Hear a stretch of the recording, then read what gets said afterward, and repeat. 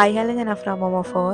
ഇന്നിപ്പോൾ ഒരു lunch box recipe നോക്കാം. കുറച്ച് ചെമ്മീൻ മാരിനേറ്റ് ചെയ്തത് ഫ്രിഡ്ജിലുണ്ടെന്ന് അമ്മ പറഞ്ഞപ്പോൾ എന്നാ പിന്നെ അത് വെച്ചിട്ട് തന്നെ ആവാ പരീക്ഷണം എന്ന് വിചാരിച്ച് ഫോർ മിസ്റ്റർ ഹസ്ബൻഡ്.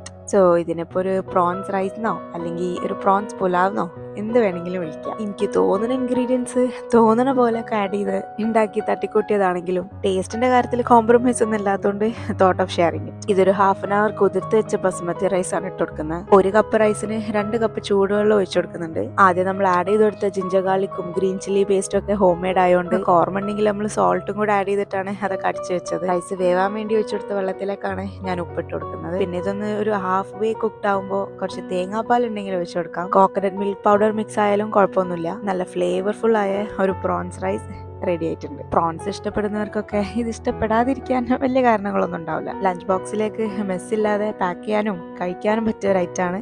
അപ്പോൾ എല്ലാവരും ട്രൈ ചെയ്ത് നോക്കാം.